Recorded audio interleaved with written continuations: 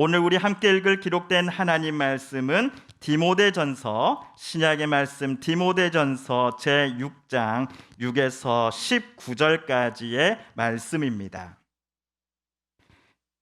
신약 342쪽경에 있는 디모데전서 제6장 6에서 19절까지의 말씀, 저와 여러분이 한 절씩 교독하시겠습니다. 우리 화면에도 함께 나와 있습니다. 저와 여러분이 한 절씩 교독하시고 마지막 19절은 우리 한 목소리로 함께 읽겠습니다. 먼저 6절 말씀 제가 봉독합니다. 그러나 자족하는 마음이 있으면 경건은 큰 이익이 되느니라. 우리가 세상에 아무것도 가지고 온 것이 없음에 또한 아무것도 가지고 가지 못하리니 우리가 먹을 것과 입을 것이 있은즉 족한 줄로 알 것이니라. 구하려 하는 자들은 시험과 올무와 여러 가지 어리석고 해로운 욕심에 떨어지나니 곧 사람으로 파멸과 멸망에 빠지게 하는 것이라. 돈을 사랑함이 일만하게 뿌리가 되나니 이것을 탐내는 자들은 미혹을 받아 믿음에서 떠나 많은 근심으로써 자기를 찔렀도다. 오직 너 하나님의 사람아, 이것들을 피하고 의와 경건과 믿음과 사랑과 인내와 온유를 따르며 믿음의 선한 싸움을 싸우라. 영생을 취하라. 이를 위하여 내가 부르심을 받았고 많은 증인 앞에서 선한 증언을 하였도다. 만물을 살게 하신 하나님 앞과 본디오 빌라도를 향하여 선한 증언을 하신 그리스도 예수 앞에서 내가 너를 명하노니 우리 주 예수 그리스도께서 나타나실 때까지 흠도 없고 책망받을 것도 없이 이 명령을 지키라. 기약이 이르면 하나님이 그의 나타나심을 보이시리니 하나님은 복되시고 유일하신 주권자이시며 만왕의 왕이시며 만주의 주시요 오직 그에게만 죽지 아니함이 있고 가까이 가지 못할 빛에 거하시고 어떤 사람도 보지 못하였고 또 볼 수 없는 이시니 그에게 존귀와 영원한 권능을 돌릴지어다. 아멘. 내가 이 세대에서 부한 자들을 명하여 마음을 높이지 말고 정함이 없는 재물에 소망을 두지 말고 오직 우리에게 모든 것을 후히 주사 누리게 하시는 하나님께 두며 선을 행하고 선한 사업을 많이 하고 나누어지기를 좋아하며 너그러운 자가 되게 하라. 이것이 장래에 자기를 위하여 좋은 터를 쌓아 참된 생명을 취하는 것이니라. 아멘. 지난주 경제에 관련해서 우리의 주목을 끄는 두 가지 뉴스가 있었습니다. 이 두 가지 뉴스를 숫자로 나타내 보면 다음과 같은데요. 첫 번째 숫자는 1409.3입니다. 환율입니다. 1409.3원. 엊그저께 금요일 우리나라 모든 은행 환율 게시판에 가보시면 기록된 숫자가 바로 이 숫자입니다. 목요일은 1409.7원이었습니다. 경제신문 기사란에 따르면 원달러 환율이 1,400원대를 기록한 것은 금융위기 당시인 2009년 3월 이후 13년 6개월여 만이다라고 말합니다. 자, 2009년 당시에는 1,422.0원이었습니다. 그리고 97년 IMF 당시의 환율은 1,960원이었지요. 과거의 숫자들과 비교해 보면 엊그저께 금요일 환율 1,409.3원은 분명 낮은 수치입니다. 주중 거래를 마감하는 금요일의 환율은 다행히 전날 목요일보다도 낮아졌지요. 그럼에도 환율이 13년 만에 1,400원대가 되었다라는 뉴스를 볼 때 적지 않은 이들이 깜짝 놀라셨을 겁니다. 왜냐하면 우리는 97년 IMF를 경험했기 때문입니다. 그래서 환율이 갑작스럽게 상승했다라는 뉴스를 많은 이들이 가볍게 흘려 듣지 못하셨을 겁니다. 자라보고 놀란 가슴 소뚜껑 보고도 놀란다는 속담처럼 말입니다. 그리고 두 번째 숫자는 0.75%입니다. 미국 연준의 금리 인상 결정 소식입니다. 미국 연방준비위원회가 금리를 0.75 인상했습니다. 저도 이 뉴스를 자세히 보지 않을 때는 미국 금리 인상이 우리가 무슨 상관이 있다고 호들갑인가 라고 쉽게 생각을 했습니다. 그런데 미국 연준이 금리를 올리기로 한 결정이 비행기로 14시간 이상 떨어진 우리나라 대한민국의 금리 등 경제 정책에 즉각적인 영향을 주는 것입니다. 미국 금리 인상은 우리나라를 포함해 미국 달러를 가지고 다른 나라와 무역을 사용하는 모든 나라들의 자국의 금리를 인상시키는 요인이 되었던 것이지요. 우리 시중은행의 금리 인상, 이자율이 높아졌다는 사실은 저축을 하는 입장에서는 분명 반길 일일 것입니다. 하지만 내 집 마련을 위해 주택대출 자금 등을 받았던 분들, 사업 자금을 위해서 은행에서 돈을 빌리셨던 중산층 분들에게 금리 인상은 찾아오지 않았으면 하는 불청객입니다. 대출을 신청할 때 시중 많은 은행들이 고정금리가 아니라 변동금리 조건으로 대출을 해주기 때문입니다. 며칠 전 청취한 경제라디오 프로그램에 출연한 어떤 패널은 올해 연말에 지금의 경제 상황이 바닥을 찍을 것이다라고 예상을 했습니다. 그때까지는 현금 잘 모으고 무리한 투자는 잠시 자제하시는 게 좋다라는 개인 의견을 패널은 덧붙이기도 했습니다. 여기까지 들으시면서 우리 성도님들께서는 이렇게 생각하실지도 모르겠습니다. 임 목사가 올해 여름철에는 태풍으로 난리를 치더니 가을에는 경제로 호들갑이구만. 하나님을 믿는 사람이 게다가 목사가 뭔 걱정이 이렇게 많아? 라고 느끼실 분도 계실 겁니다. 호들갑 맞습니다. 그러나 유비무환이라 했습니다. 우리 나름의 준비를 잘 해놓는다면 자연재해나 경제 위기도 이겨내는데 도움이 될 것입니다. 물론 우리가 우려했던 일들이 실제로 일어나지 않고 우리를 비껴가는 것이 저와 여러분에게는 최고의 결과이겠지요. 이 땅에서 사는 동안 우리는 경제 생활을 하면서 살아갑니다. 돈의 흐름과 관련하여 모두가 크고 작은 영향을 받습니다.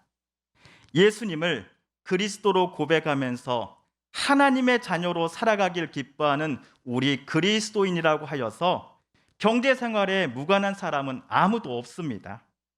신앙인이든 비신앙인이든 모두가 돈의 흐름과 관련하여 관심을 끄는 채 이 세상을 살아갈 수는 없다는 것입니다. 그렇다면 돈이 무엇인지를 우리가 제대로 알고 그것을 하나님의 뜻대로 선한 모습으로 사용한다 함이 무엇인지를 깨닫는 것이 우리 그리스도인들에게는 꼭 필요한 일이 아닐까 싶습니다. 실제로 예수님은 돈의 노예가 되지 말 것을, 그리고 하나님과 돈 사이를 왔다 갔다 하며 두 주인을 섬기지 말 것을 그의 제자들에게 요청하셨지요. 오늘은 교회력으로 오순절 후 제16번째 주일입니다. 교회력에 따른 말씀 읽기표에 따라 우리 서북교회와 전 세계 많은 교회들은 오늘 주일 예배 시 이 디모데전서 6장 말씀을 묵상할 것입니다. 그런데 우연일 수도 있겠습니다만 바울이 에베소에서 담임 목회를 하는 디모데에게 보낸 첫 번째 편지의 마지막 부분에서 오늘 바울은 돈과 관련한 조언을 하고 있습니다. 오늘 성경 말씀에서 바울이 디모데에게 전한 권면과 조언은 다음과 같습니다. 자족하라는 것입니다. 우리 6절 말씀을 새번역 성경으로 다시 한번 읽어보겠습니다. 시작. 그러나 자족하는 마음이 있으면 경건은 큰 이익이 되느니라. 오늘 7절 말씀을 또 보시면 사람이 태어났을 때 세상으로 가지고 온 것 없고 사람이 인생을 마무리해야 할 때에도 세상 밖으로 가지고 갈 것 없다라는 인생의 경험을 바울은 여기서 인용합니다. 그래서 덧붙이는 말이 우리는 먹을 것과 입을 것이 있으면 그것으로 만족해야 합니다라는 8절 말씀이었습니다. 게다가 부자 되기를 원하는 사람은 유혹과 올무와 여러 가지 어리석고도 해로운 욕심에 떨어뜨린다라고 썼지요. 근데 잠시 이 부분을 놓고 저와 함께 생각해 보시겠습니까? 바울이 자족해야 한다, 라고 디모데에게 썼을 때 어떤 교훈과 조언을 해주기 위해서였을까요? 디모데와 에베소 교인들 모두가 앞으로는 옷 한 벌만 가진 채, 지금까지 가지고 있는 모든 옷 다 버리고 오직 한 벌만 가진 채 무인도에서 산신령처럼 하루하루를 살라는 의미로 자족하라라고 바울이 썼을까요? 앞으로는 내 재산, 너의 재산 하며 구분해서도 안 되고, 너의 집, 나의 집 이런 것도 안 되고, 이제부터는 우리 모두의 것이야 라고 생각하며 신앙생활 하십시오 라고 바울이 가르치고자 자족하라고 디모데에게 조언했던 것일까요? 그런데 조심스러운 말씀이지만 사유재산을 인정하지 않고 국가 또는 사회 전체의 것이다 라고 주장하는 것은 공산주의에 가까운 주장 아닙니까? 혹여라도 바울을 공산주의를 옹호하는 사람으로 주장하는 이가 있단다면 그 해석자는 바울을 아전인수식으로 바라본 사람임에 틀림없습니다. 왜냐하면 디모데전서라고 하는 전체 맥락 속에서 볼 때 바울은 사유재산 부정하라 그런 소리를 하지 않았기 때문입니다. 또한 바울은 돈과 관련한 모든 경제활동을 부정하고 나쁜 것으로 간주한 적이 단 한 번도 없습니다. 일하지 않는 자는 뭐 하지도 말라? 먹지도 말라라고 말한 사람이 바로 바울이었습니다. 그렇다면 자족하라라고 바울이 권면한 진짜 이유가 도대체 무엇이었을까요? 그 답을 바울이 9절과 10절에서 썼다라고 저는 생각합니다. 우리 새번역 성경으로 9절과 10절을 다시 한번 읽어보겠습니다. 시작. 그러나 부자가 되기를 원하는 사람은 유혹과 올무와 여러 가지 어리석고도 해로운 욕심에 떨어집니다. 이런 것들은 사람을 파멸과 멸망에 빠뜨립니다. 돈을 사랑하는 것이 모든 악의 뿌리입니다. 돈을 쫓다가 믿음에서 떠나 헤매기도 하고 많은 고통을 겪기도 한 사람이 더러 있습니다. 우리 첫 줄 10절의 첫 줄 돈을 사랑하는 것에 다시 한번 주목해 주시겠습니까? 신약 구약 통틀어서 성경의 저자들은 우리 성도들이 사랑해야 하는 것의 대상이 오직 하나님이셔야 한다라고만 썼습니다. 하나님을 사랑하십시오라고 쓰여져 있지 돈을 사랑하라고 쓰여진 성경 안의 기록을 우리는 단 한 번도 볼 수 없었습니다. 우리가 새벽마다 읽고 있는 요한 1서에서도 요한은 누군가를 사랑한다를 하나님 아드님께서 우리를 위해 자신의 목숨을 하나님 앞에 화목제물로 바치신 사건에 빗대어 설명합니다. 한 알의 씨앗이 땅에 심겨져 싹을 틔우기 위해 자기는 죽는 것처럼 예수님은 우리에게 영원한 생명을 허락해 주시기 위해 기꺼이 자신을 희생하셨습니다.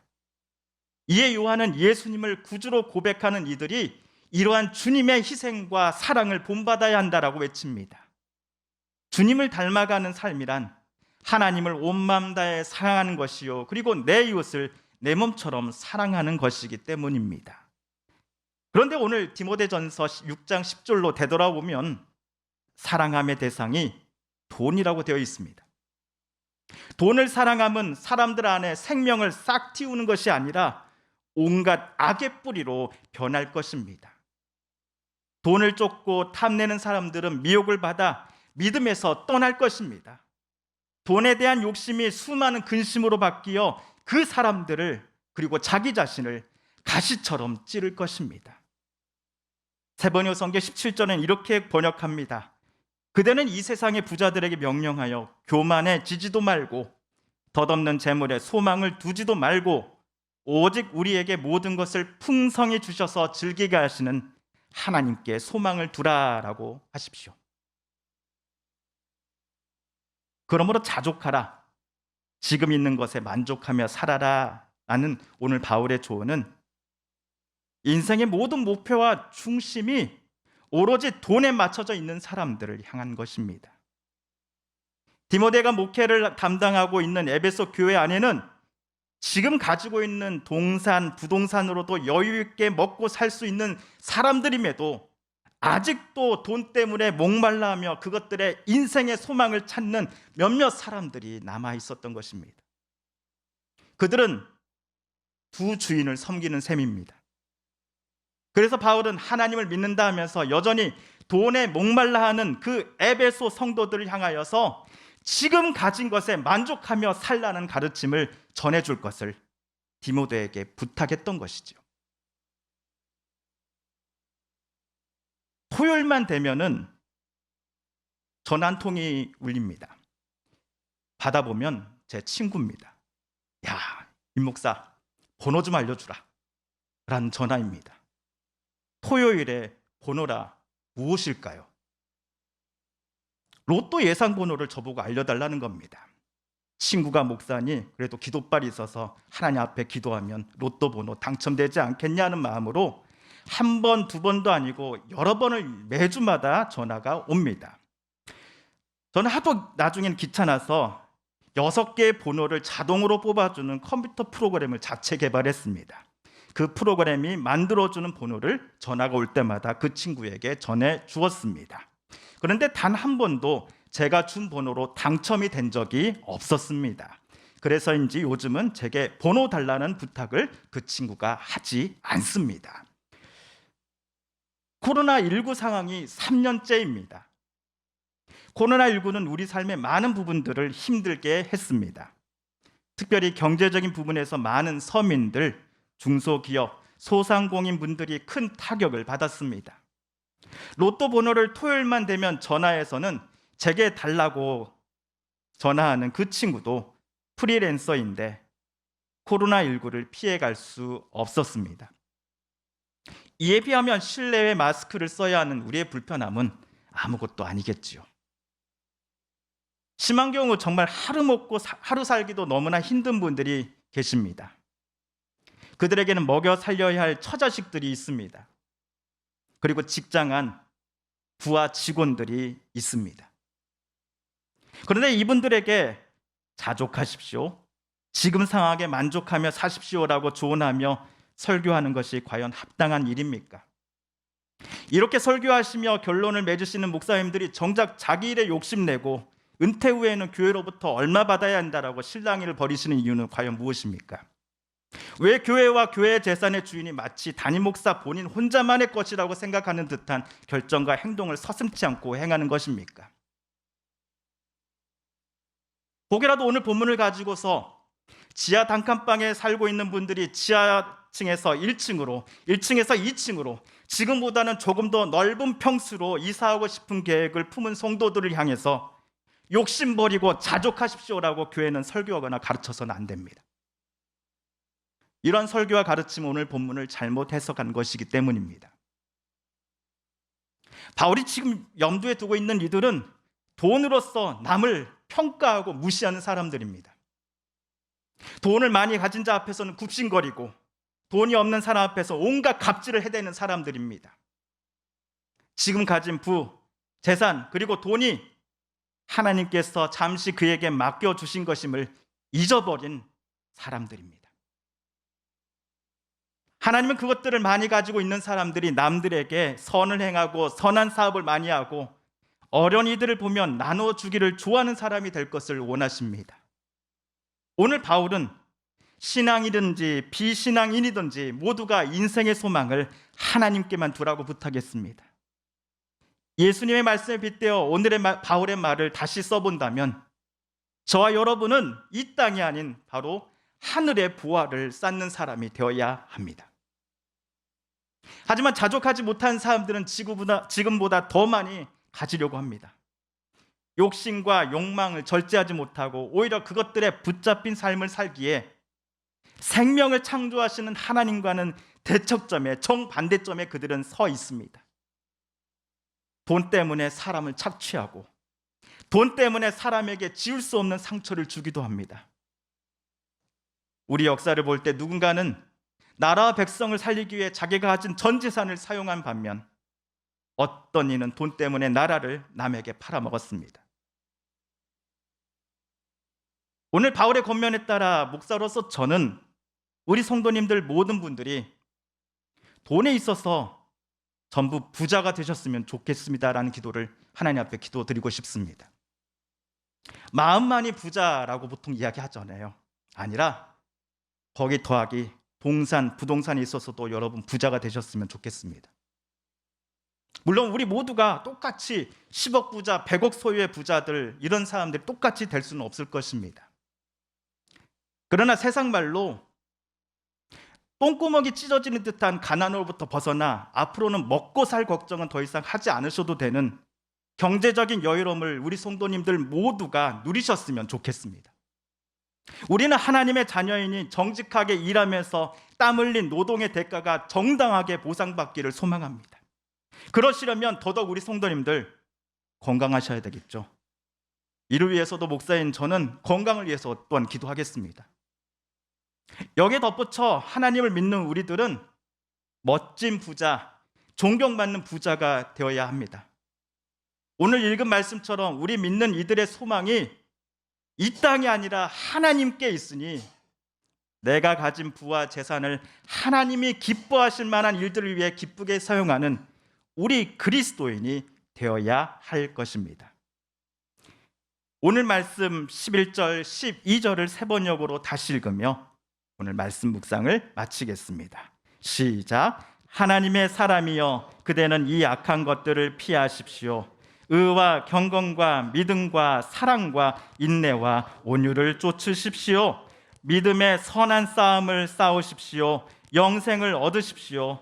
하나님께서는 영생을 얻게 하시려고 그대를 부르셨고 또 그대는 많은 증인들 앞에서 훌륭하게 신앙을 고백하였습니다. 아멘. TV CF, 라디오 CM, 선거 홍보 영상, 기업 홍보 및 기록 영화를 전문으로 기획, 촬영하여 제작하는 산여울 기획은 1등 제품을 2등 가격으로 공급합니다. 산여울 기획.